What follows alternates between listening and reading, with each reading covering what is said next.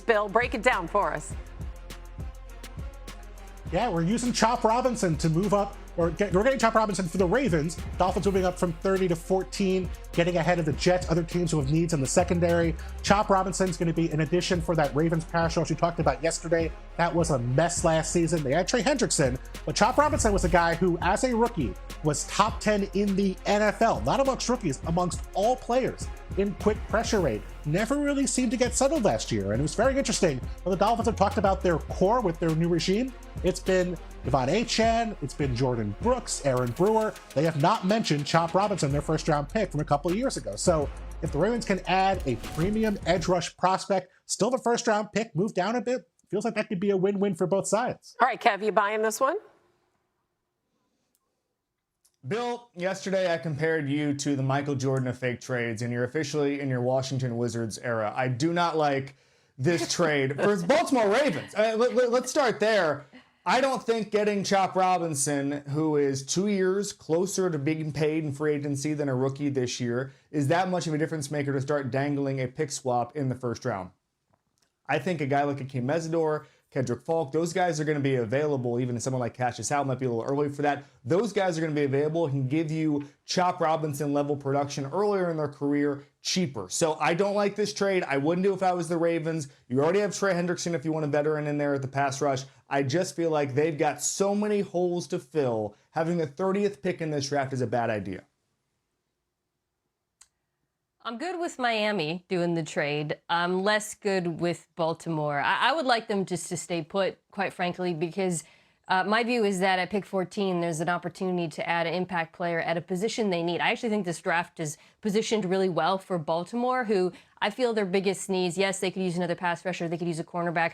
But in the first round, I would go offense, either in the interior of the offensive line, like a Venga Ioane, the guard out of Penn State, or a receiver. We talked about how good some of them are, and I do think they're going to have a really nice choice at 14. This is also a team that we know should be in contention, but does have pretty big goals on offense. So I'd like them to address them with a player who can be impactful on that side of the ball immediately.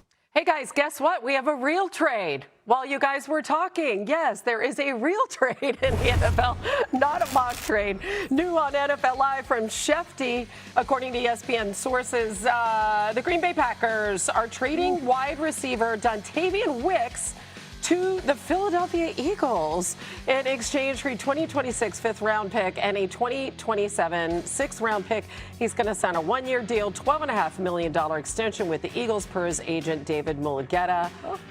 Okay. What do you think, Mina? Very Eaglesy. I'll start there in taking a player who has at times flashed some high highs. Dontayvion, there's been games truly where he has looked like a legit threat downfield, making plays with the ball in his hands. And then there's been games where he's disappeared. There's been drops. But Philadelphia, don't worry, this is not your A.J. Brown replacement if they're going that route. Exactly. They did need a wide receiver 3, though, and this gives them an option there at very low cost. As you saw there, it's a late-round pick swap. And these don't always work for Howie Roseman, but he keeps swinging at them, and I love him for it. Yeah, I was told we were going to talk fake trades today, not real trades, so I have to think about this one for a minute. No, I really am excited by this because you see Howie Roseman take these kind of swings on these low-cost receivers. We saw it a couple years ago. They traded for Jahan Dotson, a former first-round pick, but a guy who was going to be making very little salary over the next couple of years to be their third wide receiver. A few years earlier, it was Dorial Green-Beckham. That move obviously did not work out quite as well. But it's this idea of, with wide receivers now making $30+ million a year at the very top. Even your Alec Pierces, your maybe borderline 1-2s making $28 million a year. There's real value in getting a rookie contract player, although Wicks is signing a one-year extension, even at $12.5 million for next year. That's not a ton of money for a player who can be, like you said, a difference maker for a few games a year. You don't have to be an every week star player to make that salary work at the NFL level at wide receiver these days. So I do think it's a logical move. Couple of day 3 picks, not going to be the end of the world. Kind of surprised the Packers maybe were willing to move on from Dontayvion Wicks at this price tag. I think the Packers are fine with it. It's a very crowded receiver room. The joke a couple years ago was they didn't have a number 1 receiver. They had a bunch of number 2s. Well, some of those guys have been demoted to number 3, and Wicks is one of those guys. Mina mentioned the entire receiving core had problems with drops. Jordan Love, I think, lost the most yards to drops the last few years. It's been maddening to watch. But Wicks going to Philadelphia, it makes tons of sense. They're a traits-based team when it comes to these sort of flyers. Wicks has traits. Again, Mina said it, I'll reiterate it. Eagles fans, don't panic. This has nothing to do with A.J. Brown. Exactly. By the way, to your point, look at this wide receiver room, just how crowded it is. And as Shefty points out, the Packers have also seen Romeo Doubs leave in free agency. Yes, we can all settle down. But it's fun. Howie Roseman getting us going with a little appetizer. All right, let's go. Coming up, an interesting story about how Sean Payton brought Indy from Adam Schefter. The Colts and Kenny Moore have mutually agreed to seek a trade for the veteran cornerback as Moore is entering the last year of his contract. Meanwhile, in case you missed it, Kirk Cousins reported for the Raiders' offseason workouts this week, and among other things, he said he's excited about connecting with one of his new playmakers. Yeah, I think he may be the best tight end in football. Hopefully we can make that a reality this fall, but got to keep him healthy, just like some of the other great players on this team. But he gives us an ability to use a lot of different personnel groupings. I think it can allow us to be very creative with how we attack defenses. I've always really enjoyed playing with talented tight ends because of the curveball that it throws at defenses, and I expect Brock to be as good of a curveball as I've ever played with. That's some pretty high praise. Mina, how does Brock Bowers elevate this offense, no matter who's playing quarterback? Yeah, I like Cousins' comment about his versatility, especially when you think about the young quarterback coming in, Fernando Mendoza. He loves to throw the football outside the numbers. He's very good at it. Was asked to do a lot at Indiana. And Bowers, despite being a tight end, does split out wide a decent amount. About 100 snaps out there last year, despite missing a lot of games due to injuries. I would look for that to actually increase and for the Raiders to isolate him on the backside as a receiving option for Mendoza, because I do think that pairing could be very helpful for the quarterback. Meanwhile, in case you missed it, as the Giants started their offseason workouts this week, their new offensive coordinator, Matt Nagy, talked about what year two could look like for Jackson Dart.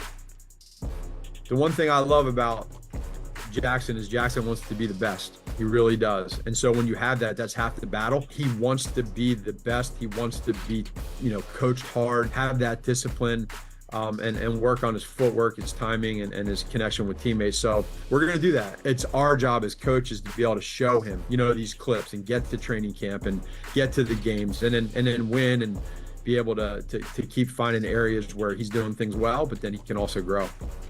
Bill, how can Nagy maximize his strengths and also keep him safe?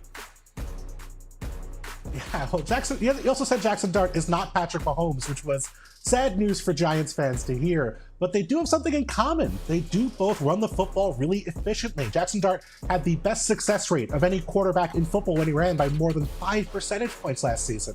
And playing off that is going to be a strength. They have to be selective about when they use him and how frequently they use him in the quarterback run game. But if you can create quick game opportunities by manipulating linebackers, if you can scramble and create stuff off of scramble drills, that's opportunities for quarterbacks to hit big plays that are created strictly by their ability to run the football. So you have to really balance that difference between using Jackson Dart too often and using the threat of Jackson Dart to get the most out of him as a passer. Yeah, and he's got to stay on the field, so he's got to be smart. All right, to Houston, where this week the Texans picked up the fifth-year options for quarterback C.J. Stroud and for Will Anderson.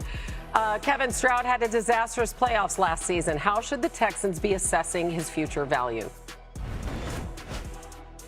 Yeah, these two moves look the exact same in the transaction column, but they are very different. Will Anderson's fifth-year option is a placeholder for a long-term extension that should have been signed yesterday. With C.J. Stroud, they gotta wait and see. He is the first player in history to have 5 interceptions and 5 fumbles in a single postseason. There were some good things. He's one of 5 quarterbacks ever to reach the divisional round in each of his first 3 seasons, but in the latter half of the season, he didn't use his legs well. He looked uncomfortable outside the pocket. His QBR when he was rolling outside the pocket was much worse than it was earlier in the season. Frankly, he's regressed. There's no other way to put it from his rookie year. And now the Texans have a massive decision to make. The problem is there's no such thing as a middle-class quarterback in this league. You're either looking at top of the market, $60 million, or you're looking at getting a new quarterback. C.J. Stroud is not going to take below market. This is one of the biggest X factors in football this year. Yeah. Because if C.J. Stroud regains the form we saw 2 or 3 years ago with that defense, it's Texans Super Bowl. If not, disaster. Yeah, 5 of those fumbles came in one game.